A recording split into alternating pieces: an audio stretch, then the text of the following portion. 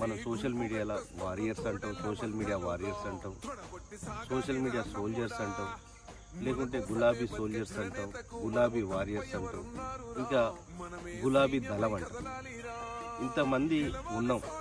ఇవాళ మన అధ్యక్షునికి అంటే వర్కింగ్ ప్రెసిడెంట్ కేటీఆర్ గారికి ఆపద వచ్చిందంటే మనం ఏం చేయాలి? సరే, కేటీఆర్ గారిని అరెస్ట్ చేస్తాం అని చెప్పి అంటున్నారు. కేటీఆర్ గారితో పాటు మేము అరెస్ట్ అవ్వడానికి సిద్ధంగా ఉన్నాం, అన్నిటికీ ప్రిపేర్ అయి ఉన్నాం. నాతో పాటు అంటే మన తెలంగాణలో ఒక 10,000 గ్రామాలు ఉంటాయి.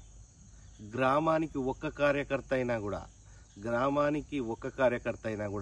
మన నాయకుడి వెంట నడిచేది ఉంటే 10,000 గ్రామాల నుంచి 10,000 మంది అంటే ఎంత పెద్ద జైలు కావాలో చూడండి. మీరే ఆలోచించుకోండి. ఒక్కొక్క గ్రామం నుంచి ఒక్క నికాసైన కార్యకర్త మన కేటీఆర్ గారి కోసం